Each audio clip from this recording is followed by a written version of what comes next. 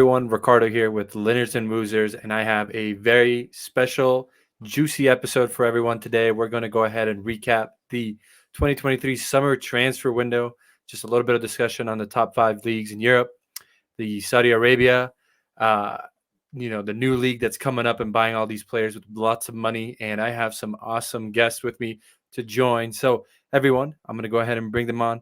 The man who gets to watch his Manchester United this year in the Champions League. Enjoy some Champions League football.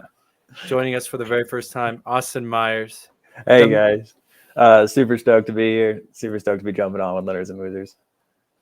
The man whose national team continues to let him down, but Barcelona this year will go ahead and have a better season. Ivan. Oh, you're muted, Ivan. You're muted. Hello. Yes, I know. Well, I'm not a Barcelona fan. I'm a Madrid fan. But yeah, that's okay. I love Madrid. But thank you again. I'm happy to be here. And we're glad to have you. The man, the myth, the legend, who did not watch the Champions League draw this year, but instead watched the Europa League draw. The legend, Nick Rosser. I definitely skipped both draws this year. But, yeah, going to be watching Thursday Night Football this year. Nice. Welcome to the club. It was Oh, I cut out there. I was going to say I got to watch some Thursday night footy, the Europa League, when we were in college. Milan was there when you guys were balling in the Champions League. Liverpool every season. Real Madrid get into every final. And, yeah, glad you guys are here today. We're going to go ahead and talk some transfers, not just the Premier League. We got some Serie A, La Liga, Bundesliga, and then Nick, huge discussion there on Saudi Arabia, their rise, their unlimited spending. It seems like they just got Neymar since last time we spoke, guys. Yeah. Incredible. We had a big chunk last time talking about Harry Kane, what Tottenham would look like if with or without Kane. Would he make the move? And then less than 24 hours before the video could even be posted, Kane make that move to Bayern. Yeah. It was unbelievable. All right, well, again, guys, I'm really happy to go ahead and get together again one more time and do our video. But let's go ahead and introduce the Linners and Wosers community, our listeners, our watchers, to a very exciting young man, a new face, someone to tackle Europe footy and lower league footy here in the United States. Austin, welcome. Yes, thank you. Yeah, like I said earlier, like super stoked to be on board. Covering European football is really like the dream for any of us. So doing that and then being able to focus on soccer back in the States, especially these lower league ones, getting some views and some looks at some of the guys that may not, and some of the teams that may not get those looks. So super excited to jump into it and really get immersed in USL. Nice. You playing any footy nowadays? Yeah, no, not as much as I would like. Mostly just the adult rec leagues, but we're tearing them up. So we're getting hatties. Like, we're loving it. Nice. So just playing to have a good time. Nice. Well, tell a little bit of our listeners, what is some nearby teams around you? Because I know right now you're in Colorado Springs just visiting for work, but yeah, in the Springs currently, but stationed in Kansas City. So I got Sporting Kansas City right around the corner. I was lucky enough to be able to go to the majority of the home games last year.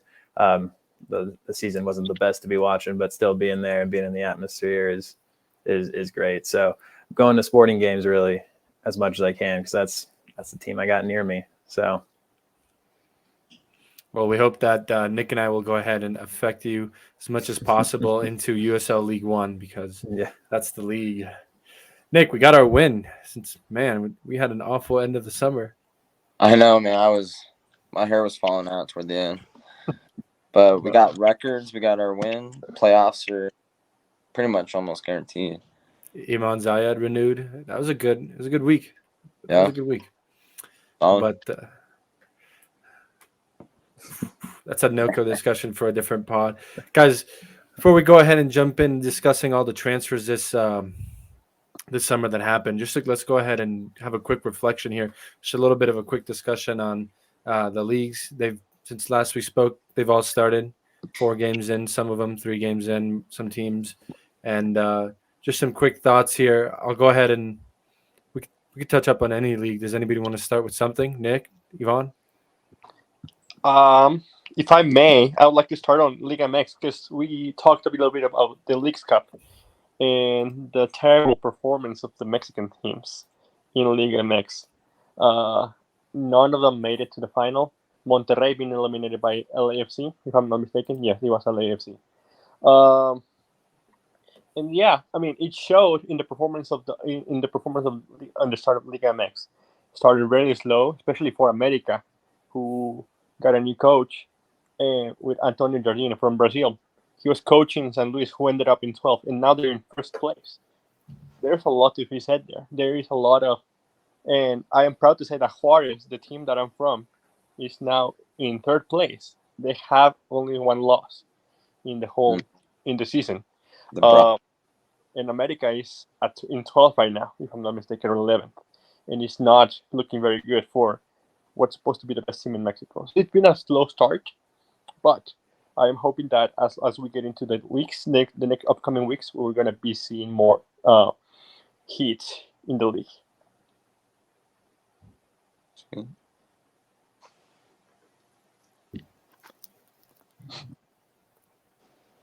Hello? Sorry, guys. I was muted there for a second. But thanks for sharing, Yvonne, here, just giving us a quick update on Liga MX here. Are we on conclusera or apertura? Yeah, Clausura? Mm-hmm. Clausura. Yes. You know, I'm keeping up with Toluca as much as I can now after they beat the Rapids in Leagues Cup. They're such a cool fan base. No, they're doing really good right now. Mm-hmm. They're in 5th place right now. They're doing really well. They got that goalkeeper taking penalties, Volpe. Yes. Volpe, really good goalkeeper. But before we touch the Premier League, Serie A, and La Liga, Bundesliga, I want to go ahead and touch on the rise of the unlimited spending, which seems to be the Saudi Arabia. Their league is still open right now, the transfer market. Some big names this summer.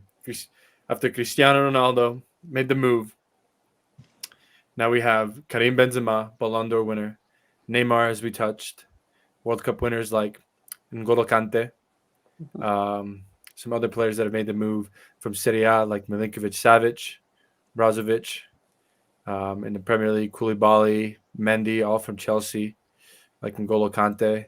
But right now, and it doesn't look like it's just a handful of teams, but it's almost a lot of the teams in the league that are getting all these new players and outside of the league players. Give us a little bit of insight on that, Nick. Yeah, I'll probably argue against that because I think the Saudi investment fund, they only own about like 5 of those teams.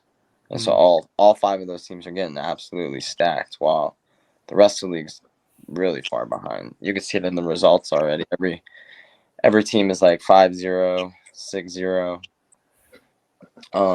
with all these like new guys against the bad teams. So I wonder if like they're gonna maybe spread it out soon. I mean, this is just the beginning though of Saudi. This is they're starting to flex their muscles, their financial muscles. You see it in the tennis world, or golf. Sorry, golf. You see it, but golf. I think tennis is next though, and I think they're taking over world football as well. And so many names. They can pay them unreal salaries. It kind of just reminds you of what the Prem teams do to the rest of Europe. They raid poor little Eastern European countries for their talent. Nick, do you see the Saudi league heading into the same direction that China did a while back when they were emerging on the scene? No, I don't think it's gonna be a Chinese Super League 2.0 because they just got so much money. It's unreal, and they seem pretty bought in on trying to create this league. So, and then they're just trying to position themselves where they don't have to be spending this kind of money anymore. That they do have TV rights and like the global, like people are just watching them. So I think that's like the end goal. And I don't think Chinese Super League was ever going to be close to that. They never even got a Ronaldo, Mm-hmm. Yvonne, just seeing the Saudi league on the rise now, and just with their spending and bringing in some big names, is there chatter? Is there an idea or maybe a dream that maybe Liga MX will go ahead and maybe do the same and start pumping a lot of money and bringing in, because they don't have that salary cap like MLS does, so they can go ahead and bring in players. here's the thing: we don't have the infrastructure to bring these type of players. America, who's the richest team, one of the richest teams in Mexico, in Latin America, tried to bring in Sergio Ramos. They couldn't even do that. There was at one point that we had Ronaldinho in Querétaro. Yeah. We had Bam Bam Zamorano at some point in the 90s. We had Eusebio back in the 60s. That's all we can say. But right now, we don't have the capability to bring those type of players, and they would rather go to the MLS. And Sure. let's be honest. I'm not gonna get into politics, but Mexico is not a good place to live right now. They would rather much live in Los Angeles or even in Colorado than live in Querétaro or live in Mexico City. Let's be Do you honest. think? Do you think that's part of the reason why the Leagues Cup was solely on the U.S. soil this last tournament? I think Mexico got the shorter end of the stick, just because the Mexican Federation is very inept and they don't know how to negotiate for their own football, and that's why Mikel Arriola, the Federation president, is about to be fired from his position. And so we're seeing a lot of shake-up from Mexico right now, with Jimmy Lozano taking over, with new federation people getting into the play, and yeah, we're seeing a lot of attention going into the U.S. rather than Mexico, even though Mexico has arguably the more soccer culture, football culture. Soccer culture is on the rise, though, in the United States. Yes. Great input on that. Austin, I want to hear your thoughts.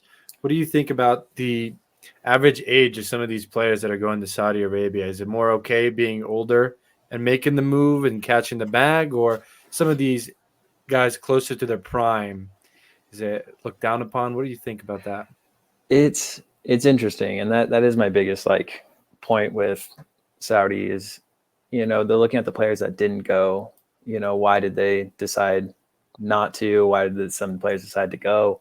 When it comes to older players just cashing out per se, it doesn't always seem like that bad of an option. Like, they're getting paid a lot to play the last couple of years of their career.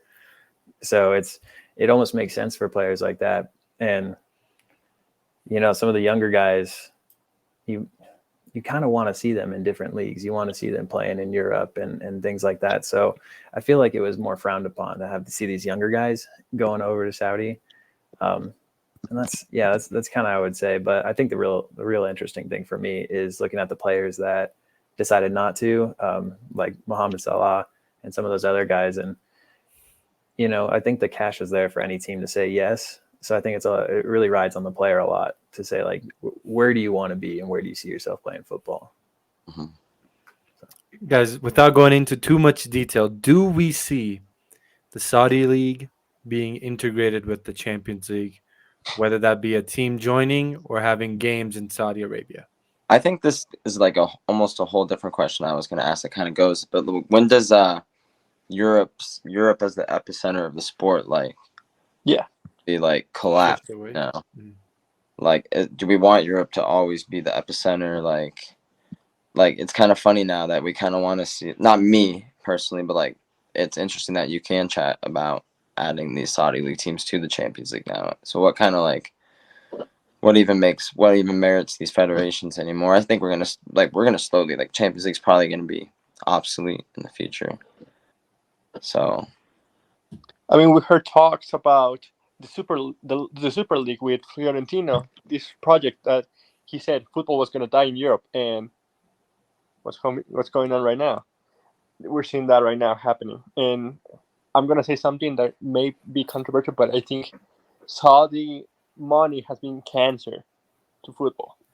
I think it has caused, yes, diversity to football, but at the same time, what is it? It's not about passion. It's not about wanting to play good football. It's about growing their income.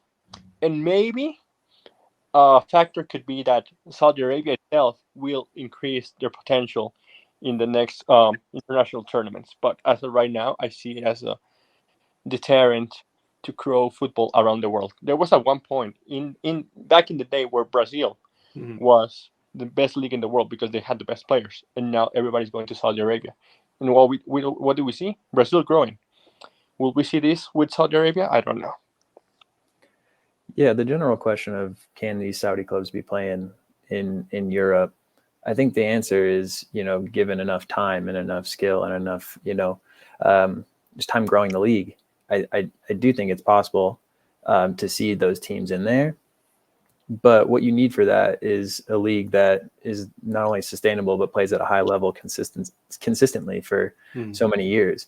And as kind of Nick was saying earlier, it might be more sustainable if they flop all this cash right now and then they don't have to spend as much later. But the results are pretty indicative of the way that's going.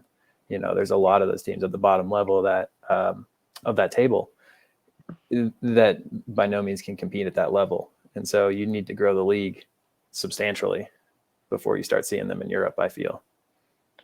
But do you genuinely see these guys going out there and still, okay, by match week 30, they're like giving it their all when they're getting that 10th paycheck, Like I think the level is going to drop off for a lot of these guys. They're touch, in my opinion. Yeah. I would agree. Yeah, I'd say the current state of what it's in, it has no business playing in Europe. But if they start buying less of the older guys and buying more of the youngsters and, can't get that attention, it's why can't they be playing in the highest competition? I don't know. This Saudi, I want football to be global, but like it rubs me the wrong way. It gives me like celebrity boxing, like it's making a mockery of like things that have already been kind of established. Yeah, and I'm not saying in terms of okay, like, your legacy, sorry, keep going. Huge bag, you know what I mean? Like, frustrating. Yeah, and I guess I'm just talking in terms of the skill and players on the pitch with everything else kind of set aside. Can these guys do it? It's like technically I did with time, but right now and like trajectory that I honestly see it going, probably not. But you just pulled like a Neymar and a Benzema and a Mane. And, oh my God, these guys can still play.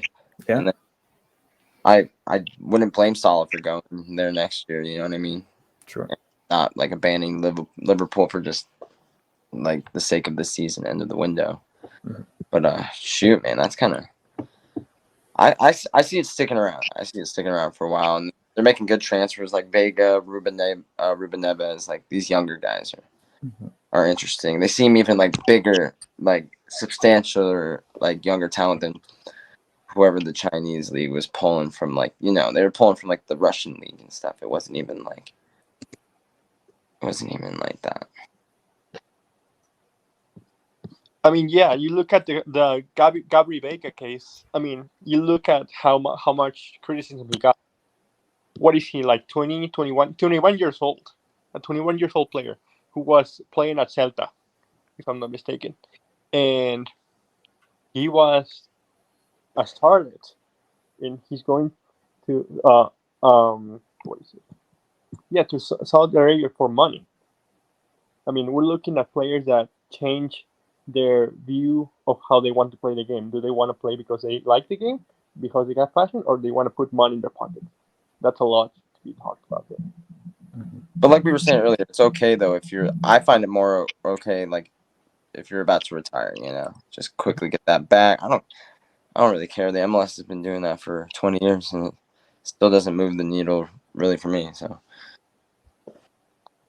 well, I'm gonna have to go ahead and cut us off, guys, because we can go ahead and talk about this subject. It seems like for the rest of the hour, but we have quite a bit on the agenda here. I'll just go ahead and quickly recap for us here. Just two of the leagues here we can go ahead and jump on that we're keeping up with. The Premier League kicked off here right now at the top of the table, undefeated 4 matches with Erling Haaland leading the line. Manchester City, and up there with them, Tottenham, Liverpool, West Ham, and Arsenal, all with a hot start. Nick, give us a little bit of that insight of your emotions after that Newcastle game. From Van Dijk red card to Darwin Núñez coming on. I thought we were finito. I was so mad. I probably almost considered turning the TV off because I'm like, that's just the healthier way to go about it these days. Instead of watching 90 minutes of that shit. Oh, sorry. Family friendly. You're good. Manchester Well, United, Chelsea, Newcastle United, all with poor starts at the beginning of the season. Most recently, Austin, give us a little bit of insight here. Manchester United in 2023, fielding Maguire and Johnny Evans. Johnny Evans in the back, conceding 2 goals in the last 10 minutes Oh my. I to Arsenal. I text multiple people when Maguire came on, and especially when Johnny Evans came on as well, because I was just to bring attention to that back line. Like that is United's center backs currently in this game against Arsenal, just as a statement to me was bonkers. But yeah, I mean it's poor. Like the wins aren't convincing and the losses are deserved. Wolves, I doesn't even need to be talked about. Like should have been a tie game. The Onana foul that didn't get called. Losses to two top six teams, and then scraping a win at Nottingham. It's just quite simply, it's just not good enough for a club of that stature. No, and going to the media, having some drama there between head coach Ten Hag and Sancho. I mean, I don't think, if someone's an issue there, you go ahead and, as an adult, as professionals, as a coach to a player, that's a closed door conversation. Mm-hmm. But going to the media and outright just saying, our team performances are pretty poor. He's been playing really poor lately. It gives a really bad look. And at the same time, it's a little bit dramatic like last year with the whole Ronaldo thing. Sure. Yeah. I mean, the saying like all press is good press. I'd say United haven't had any good press these last couple months, even with all the transfers coming in, troubles with players outside of the club and everything. And then all this with Sancho is just, it feels a little out of control for the start of a season. Mm-hmm. Erling Haaland, Evan Ferguson, Brian Mbeumo, and Heung-min Son right now all leading the line for the Golden Boot. Erling Haaland at the top with 6. Over the weekend, Evan Ferguson, 3 goals for Brighton over their win over Newcastle. Fantastic performance. And Heung-min Son, now the one at Tottenham Hotspur, leading the line. No more Kane around him. He's the captain, and they've been playing really well. Really good footy right now. Right now in the Premier League, they're second place, overachieving for R. I think. Can we agree with that? Are they overachieving, or did they exceed our expectations for the beginning? These four matches. I would say that they're just finally achieving. Like they are playing at a level that Tottenham is always supposed to be playing at, and so it is only 4 games in. So being that high on the table is it'll still change a bit. So it's Spurs being decent. It was something that I had to ask myself, and I almost just tweeted it out.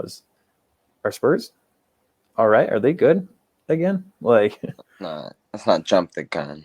it was just a question, not a statement. I feel like they look good so far. I watched them play against United, Bournemouth, I think, and they looked really good. Mm-hmm. James Maddison is a really good acquisition for them. Those are 2 small clubs, though. Like, is working. If Angel is working, it's working. I want to move real quick to Serie A, and talk a little bit about that. We've been keeping up with that. Both the Milan clubs, Inter and AC Milan, hit the ground off running. Both undefeated, top of Serie A. Juventus just behind them. Slow start for Roma here, who have yet to find a victory in Serie A. Jose Mourinho just brought on more firepower to lead the line in Romelu Lukaku. So they go ahead and link again. Inter yet to concede in Serie A. And Lautaro is already off the ground running as well. Lautaro Martinez bagging 5 goals to start the season, with Giroud and Victor Osimhen just behind them. Serie A is back, guys. Looking good this year. Serie A title is going to go ahead and be exciting. Inter, Milan, Juventus looking really good. Napoli just needs to go ahead and get going, but they also look really, really good. And Roma's struggling. Is Mourinho struggling just now a part of his career, or is it just the ending to every chapter with the club that he's at? Starts off good, handful of good months, some big signings, spending money, and then the season he gets sacked, it's just really poor. Yeah. No, guess we'll see. Guess we'll see. But that will go ahead and wrap up our quick, not so quick discussion, reflection at the start of the season here. And before we go ahead and jump into the Premier League transfers here, just talk about players that came in, came out, a little bit of diving in there. Since last we spoke, Leagues Cup ended. Inter Miami, champions. Messi, he's now completed football. He's completed soccer. And Inter Miami in the U.S. Open Cup, beating FC Cincinnati and being able to go ahead and go in the final. And so they look good. Inter Miami look good. They just beat LAFC. They haven't lost a match since the Messi era began. Yeah.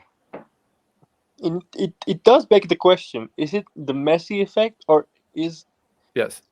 it because you have Busquets and then Alba and Joseph Martinez? That's a really good squad right there. That's a god squad right there. Let me And- say, is the Sergio Busquets, Jordi Alba, is Inter Miami's summer 2023 transfer window the greatest MLS transfer window of all time? Probably, yeah. Because they Yes, signed so. the GOAT. I mean, just the name Messi says yes. Yeah. But Messi and Friends is A+. Like, Yeah. But it just shows, like, I don't know, are they that good? Or I don't know. They went from their last place team. That's how we have to, like, consider it. Messi's already got, like, I don't know, 15, 16 goal contributions. So, like, is the MLS, like, where do you consider it, like, right now in the world as a football league? Maybe toward you, Rico. MLS. He just took Miami from bottom to top, and he's smoking the ones. He smoked LAFC. Oh, I definitely think MLS is a top 10 league. Definitely the latter of the five. I think they're still behind the Everdees.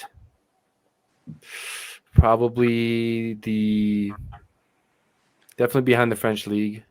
Definitely behind the Portuguese league. The French, I think just around 9th or 10th in the top 10. Yeah, I don't know about the Belgian league. Belgian league's a really good league, but I think the MLS is also pretty good in development of those younger players. I don't think they have to go to play in Belgium. I don't think Belgium is a good step up from there to the rest of Europe. So what should the MLS do to, like? I think I see a trend where they have I feel like they have a hard time getting that talent to get transferred over because they'll throw a $30 million price tag on Jesus Ferreira, who's not worth that much.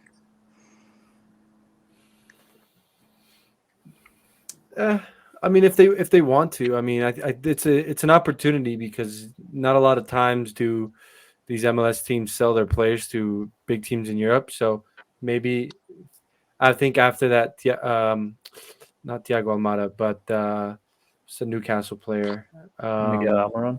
Miguel Almiron. After his trade to Newcastle for a lot of money, now teams think that they can go ahead and get a lot of money for their youngsters playing in MLS. So I don't see anything wrong with that. What I do see is, for MLS to go ahead and compete with the rest of those top 10 leagues, the rest of the world, removing some of these salary restrictions, but definitely the integration of Pro Rel.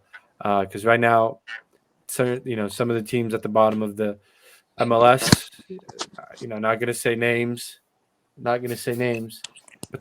but season's pretty much done, and there are some of the repercussions for teams that are giving up. Like right now, and I don't know, I don't want to talk about NFL or NBA, but pretty much these teams are tanking their seasons right now, not deliberately, but not trying as well, so they can go ahead and get better picks in the draft. Obviously the MLS draft is not something that's super exciting but you might find a gem in there like Moisin Bombito. It's not like you're going to go ahead and get good players, but there's no consequences for these teams who are going to go ahead and come to the bottom of the table and then next year play again just like nothing ever happened. Yeah. And that's the same thing that's happening to Liga MX as well, because Liga MX used to be a top 15 back in the day. I'm talking 5 years ago. I'm talking a team that competed in Copa Libertadores and Copa Sudamericana when they were against teams of CONMEBOL, like Boca Juniors Plate, Fluminense, Santos de Brazil, those teams. And now they eliminated the relegation because of money issues, of money, because of money. And now they're not even able to compete with the MLS, which is for the Mexican fans is a shame. Uh, if the US were to create this promotion relegation system, it would help them a lot. Not only just overall helping the league, but I think also having a little bit of that interest in the league grow, where you can go ahead and follow a local team like Northern Colorado and Windsor, and then one day they'll go ahead and be in MLS. So there's a lot of that feeling factor in footy that it has, that passion that you're missing out there on just having the same fans in Colorado, for example. We're just gonna pick on them, the same people who live in Denver around Commerce City year after year, just having to endure a team who continues to, at the beginning of the season, give high hopes, send out a message that they're going to be competitive, and then that's not the case. And then towards the end of the season, it's just kind of like, well, let's scrap it up and focus on the next season, because there's no repercussions for this team. There's no threat of relegation going back down. If you look at some of the USL teams, a big example, North Carolina FC, when they were in the championship, they were having some restructuring situation that they decided to go ahead and drop down to USL League One temporarily. Now they're moving back to USL Championship, but in that time that they were in USL League One, they were able to go ahead and restructure their program all the way from the youth level to their senior level in both male and female, and now they're moving up. So they're not moving up because they're really good, even though they are really good. They're at the top of the USL League One. So if there was promotion relegation, they would get promoted. But that's just a little bit of the insight. But no, guys, we got to move on to these Premier League transfers. We could keep getting stuck in these rabbit holes.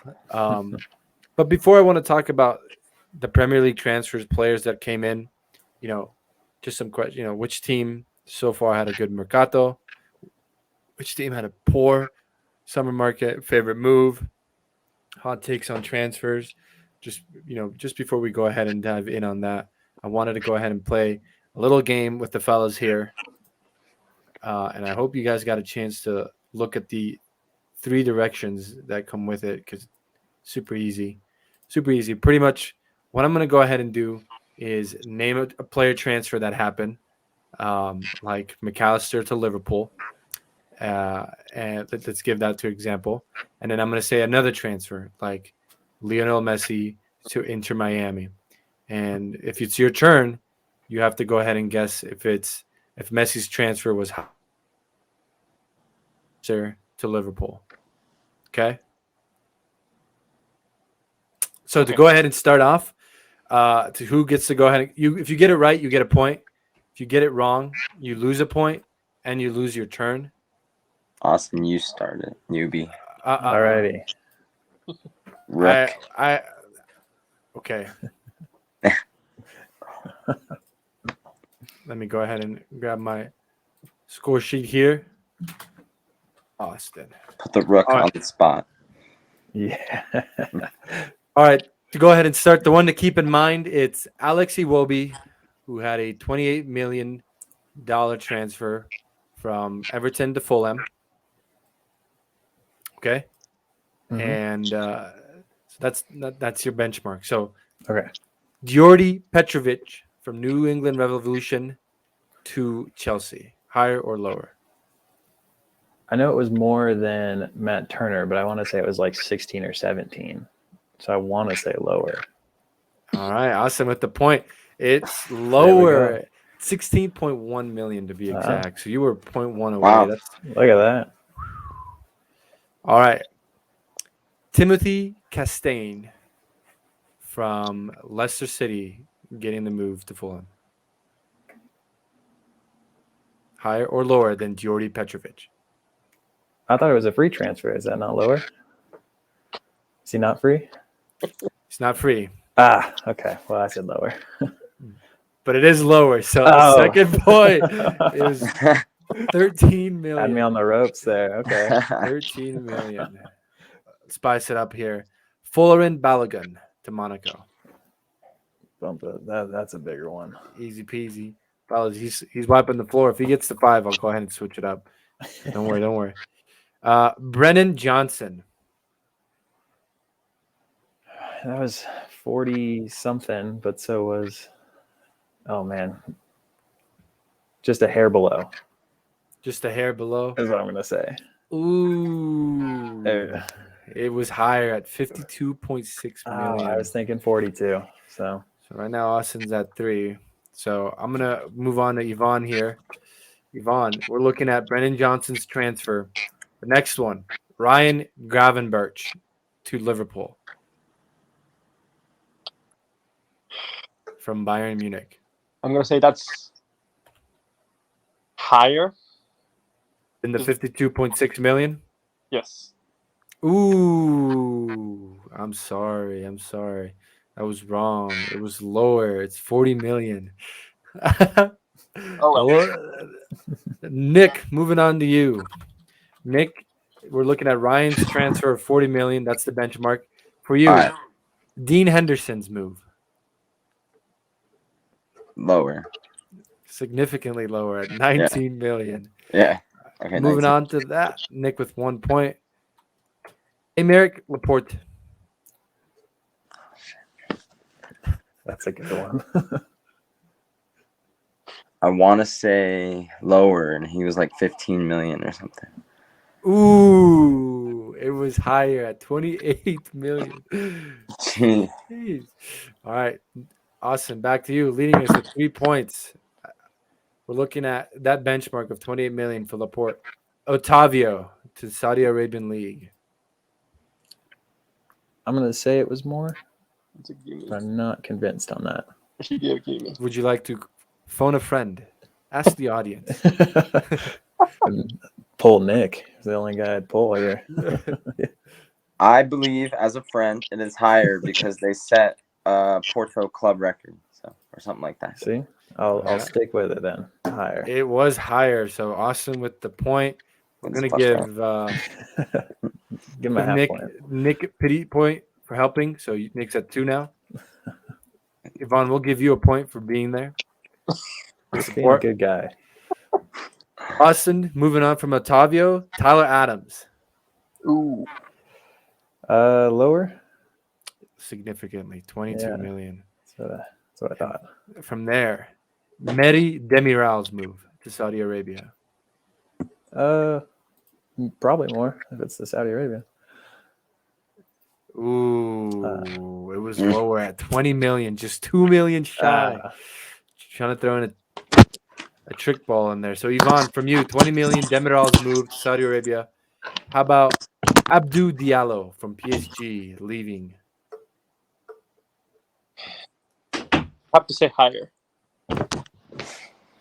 Yvonne, you're 0-2. It was lower, 15 million.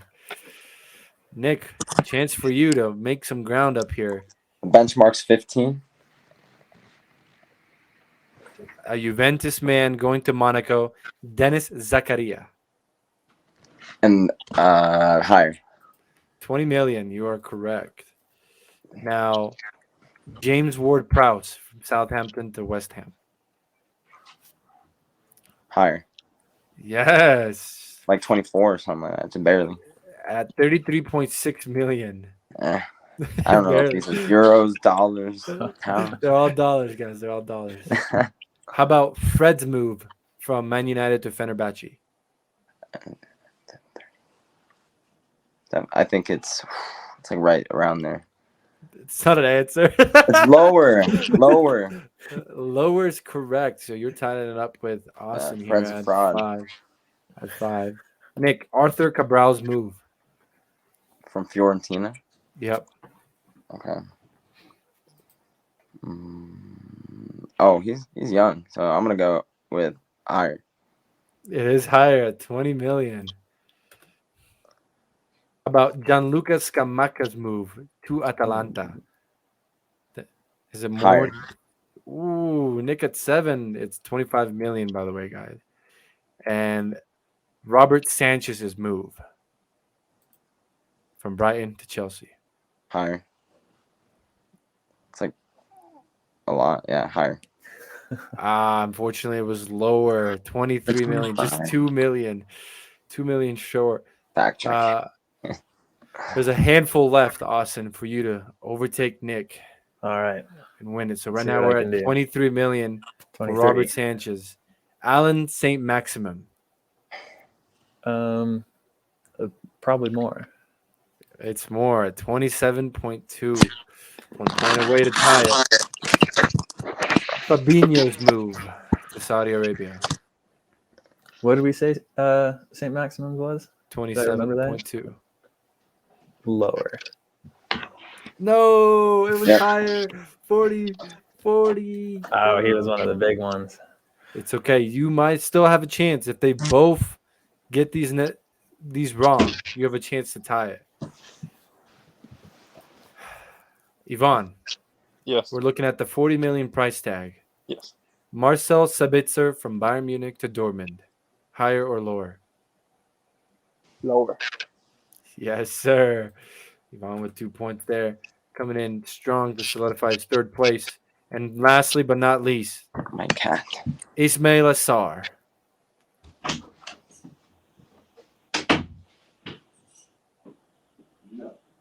Can I get the word? I'm sorry, one more time. Where did he go to? I just had it. 1 second. Ismail Assar went from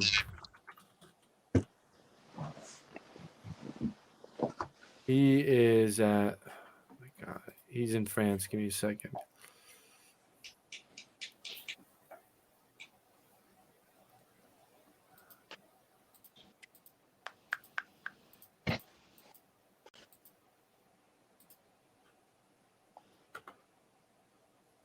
He's at Marseille.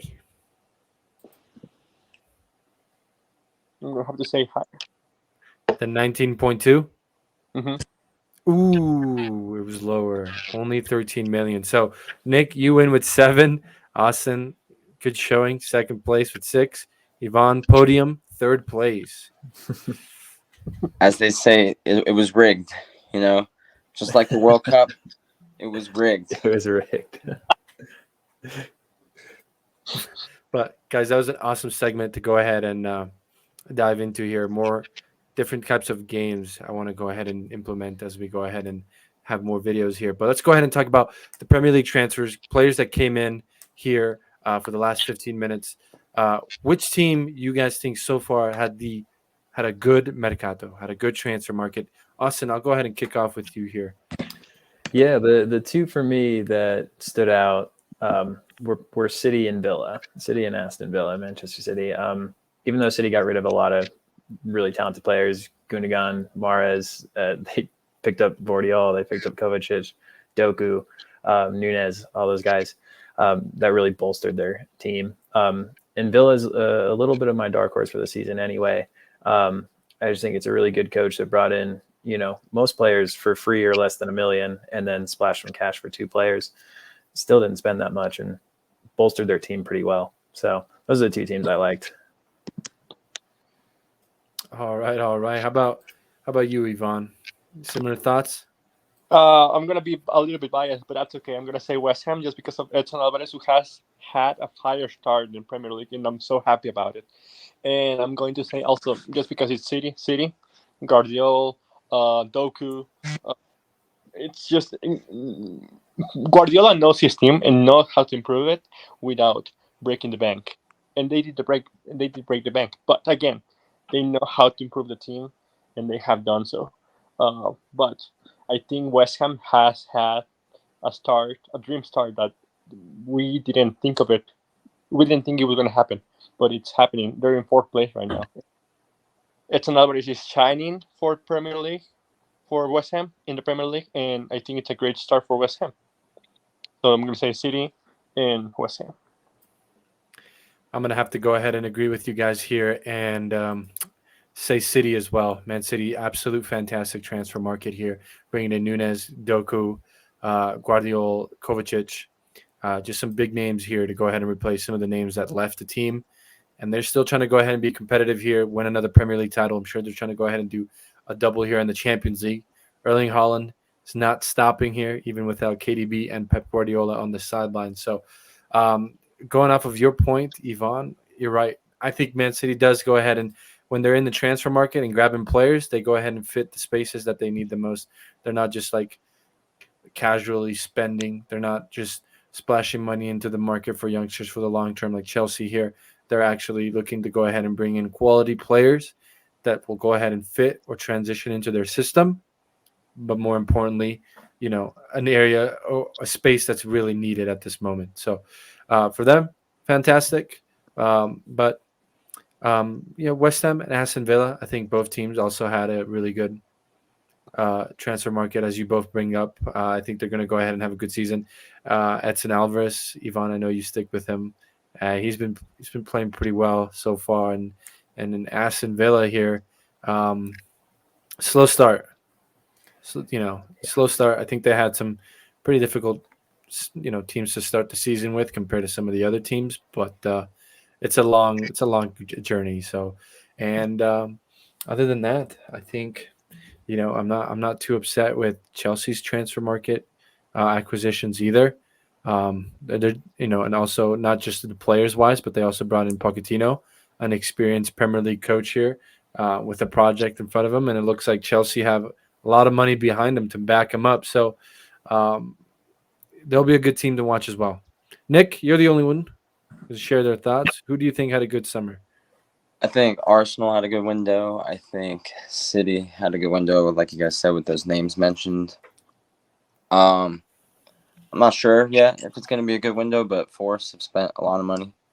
So we'll see if they can put it together, which would be top 10 would be a good season for them. West Ham. I love Edson Alvarez, just such a quality player. Only don't like him when he's playing against the U.S., where I call him a fraud, so that's fine. Unai Emery on Villa, also a good manager, bringing all those good players, and maybe De Zerbi and Brighton also bring. I'm kind of excited to see Ansu Fati in the Prem. I don't know about you guys. So, a lot of nice and up and coming teams this year.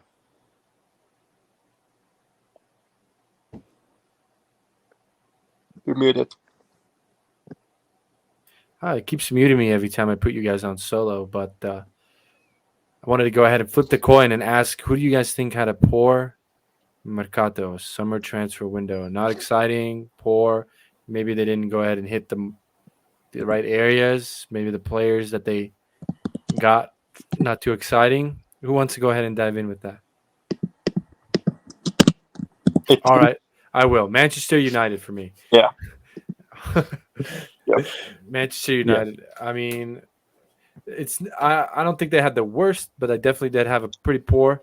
I think I'm not a huge fan of Mason Mount, and I think the new striker that they brought in, the kid from Denmark, is going to go ahead and take some time to adapt to the Premier League. He's still fairly young for that Manchester United number 9, and there's still some crappy players on the team that I think Man United did not go ahead and get rid of. Would have been nice to go ahead and see Maguire, Evans gone, Martial, I think, just reinforced with some better players, McTominay. And I know some of those players were linked with moves, but I still think that there's some dead weight. Diego Dallo probably. I think, now that they had an issue at the left back position, probably would have been a good opportunity to go ahead and bring in a guy who can go ahead and oversee Luke Shaw in the future. I know Malacia is that kid right now, but he's not healthy. So bringing in Reguilon, I also don't think I'm a huge fan of him. Burnley as well. I think they had a pretty poor Mercato despite coming in from the typically teams who come in from the championship and move up to the Premier League sometimes will go ahead and bring in some of those Premier League outcast players, some of those guys that are just fringe players for the Premier Leagues, like Luton Town brought in Ross. Nottingham Forest bringing in Origi, that kind of level. I think Burnley has been a little bit too quiet on the transfer market side and just kind of but yeah, I guess it's maybe a little bit too early to tell for some of the other teams in the league. But those two are mine. Yvonne? Yeah, I couldn't agree with more. In 3 goalkeepers, Manchester United, when you need a good midfielder, I would have loved to see Edson Alvarez and United, actually. I would have loved to see Osimhen and United. I would have loved to see better replacement for Eriksen, although I'm not mad about Amrabat. I do, and Mason Mount has been an absolute ghost. It's very disappointing because he's been a quality player for the past few months, years, but it's just been very disappointing. I think another team that had a really horrible Mercado. They're not going to be probably mentioned by any of you guys, but I think Everton had a really bad summer. I think after spending the last 2 seasons, like barely scraping by relegation, I think they need to revamp the squad a little bit. And I didn't see anything with that this summer, and I think they're dropping. I didn't think it was too bad.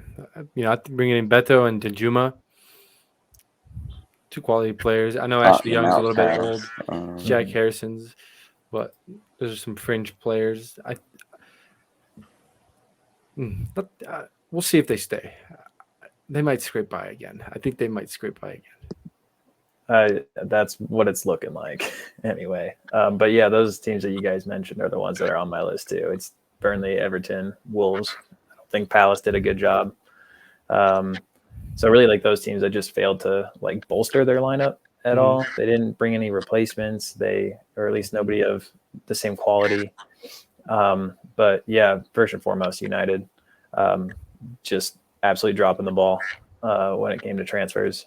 Like you were saying, Rico, just bringing in guys that were like almost right, but not quite. Like Højlund coming in, he's pretty young for that price tag, and Mount's got to adjust, and Onana's doing some adjusting, and yeah, it doesn't look super promising. Would have liked a better defender too at United. I know you have Ron and Martinez as a good, starting center back pairing, but I think a third just good center back would have been nice. And then, as I mentioned, Maguire, Lindelof, Evans, they're not.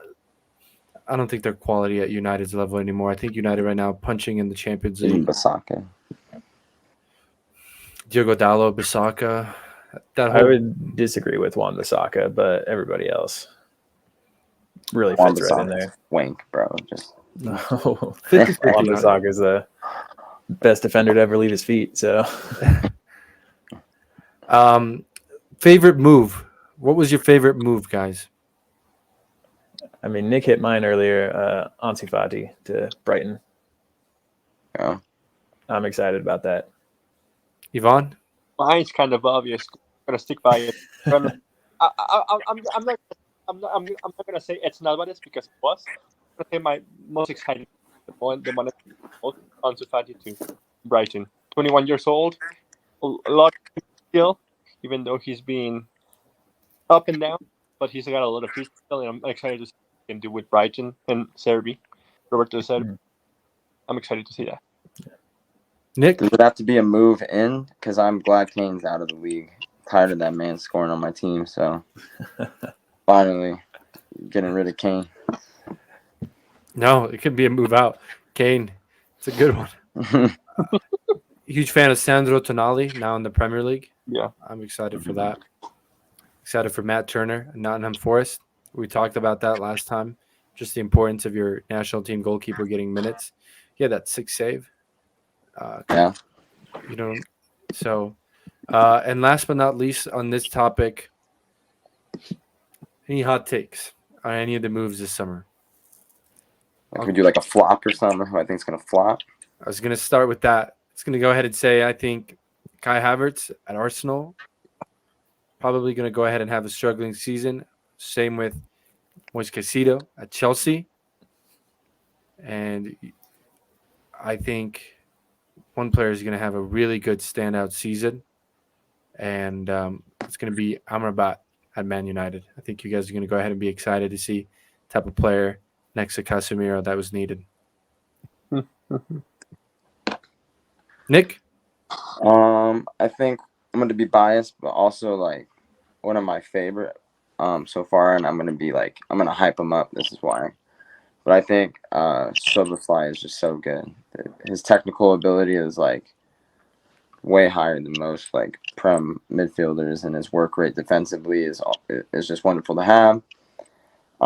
Yeah, I think Havertz is going to be the flop of the year, or Mount, just because Havertz, I'm just not sure if he's even that good of a footballer. And then Mount, I just don't think United's like the. I think United has a toxic environment, and it's had a toxic environment for like forever, from the fans all the way to the board. So I think his expectations are out of this world, and it's Mason Mount. He was never a goals and assist guy, and that's what people want. Bringing in that toxicity, Austin. That includes you. Any hot takes? I mean, the flops are, you guys already covered. It's Kai Havertz and it's Caicedo for me. I don't see Caicedo really living up to that price tag. Yeah. And then the one that I'm liking the most so far is James Madison. Yeah. He's been delightful to watch. Exciting to watch for Tottenham. Absolutely. Getting the goal over the weekend too. Bag some assists there. Yvonne, any hot takes? I think Mason Mount is the biggest flop. I think Arsenal is going to pull a Modric and not score any with Man United, as much as it hurts me to say. I think he's going to struggle a lot. And I think that, not like a hot take for me, but I think Edson Alvarez is going to be in the season. He's going to be the best midfielder in the Premier League at some point. Ooh. Now that's a good hot take. That's a hot take. I like I that. have another hot take. Amrabat's going to flop this year, I think. I've always had, I mean, everyone knows, I think any World Cup form taken into consideration adds a ton of pressure. And was he even really all that at Fiorentina? Not every game. So, like, I think he's going to flop as well. Good insight, guys. I'm glad we're able to go ahead and touch in a little bit on players coming in here. Some hot takes, our favorite moves. Players who left the Premier League. Players who made moves from Premier League team to another Premier League team. Guys, biggest surprises for you?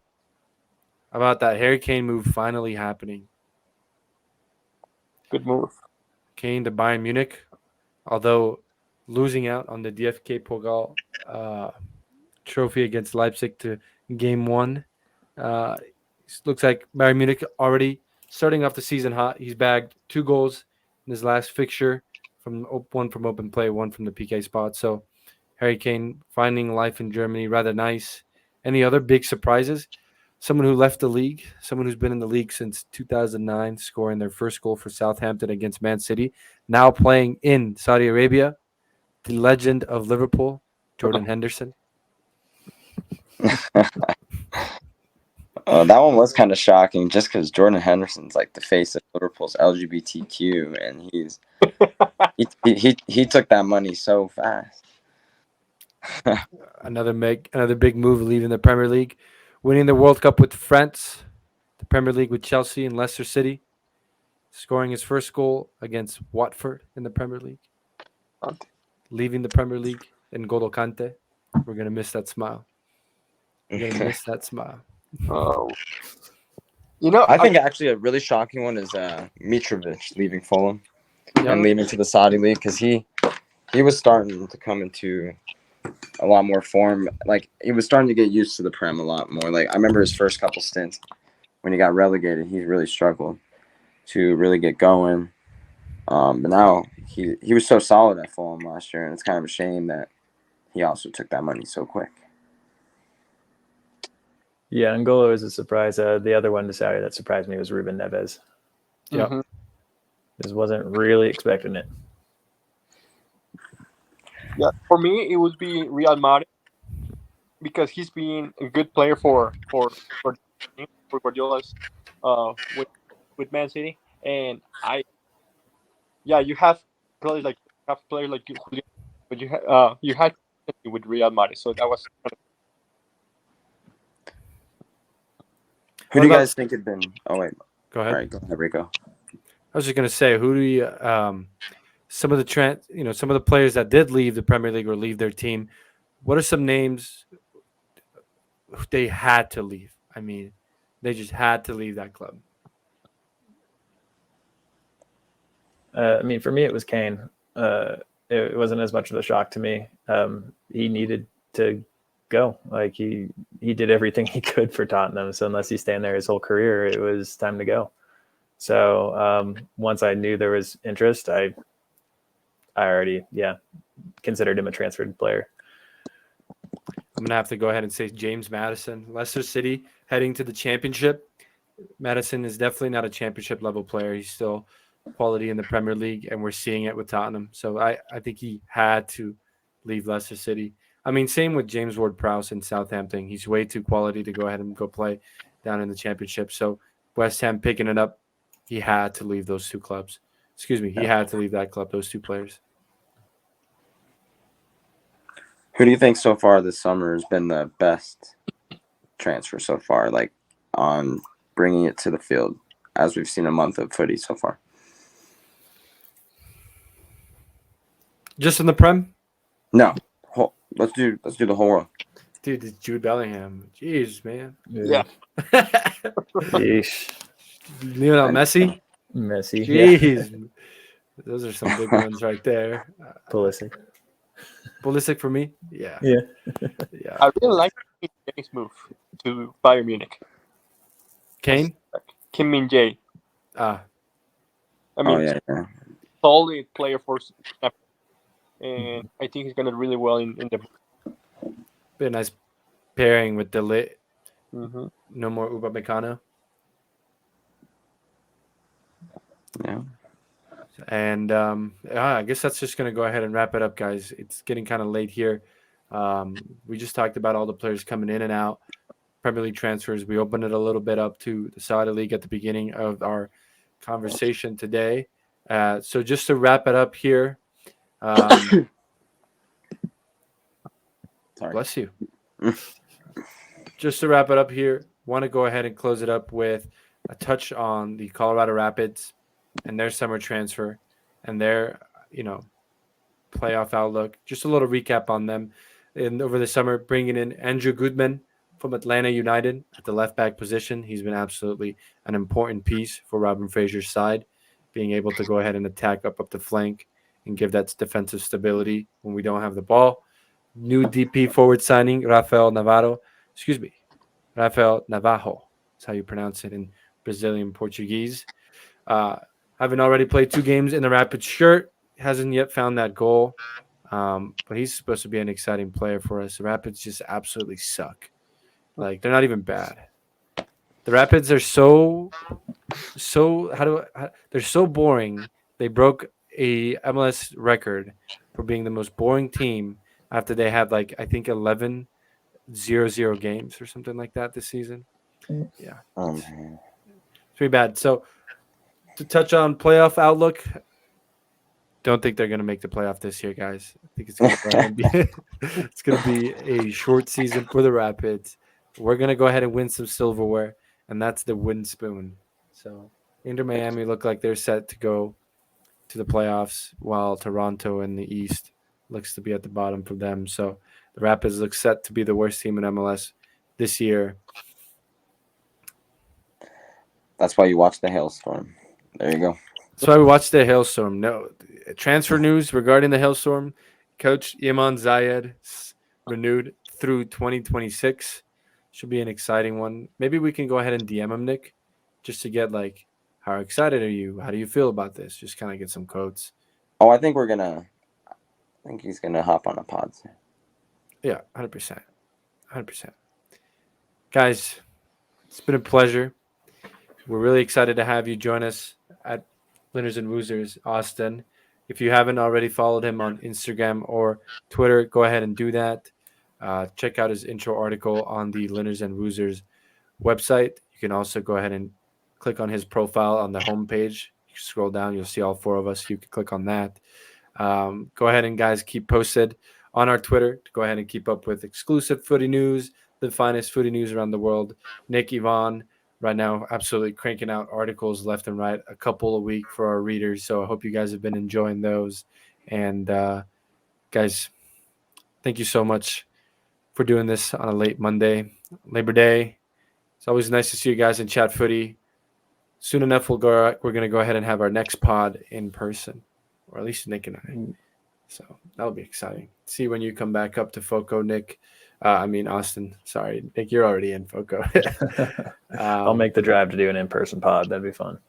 It'll be a fun time. Guys, thanks for tuning in to Linners and Wosers. I'm Ricardo with Austin, Nick, and Yvonne. I hope you guys all have a great rest of your night. Sweet.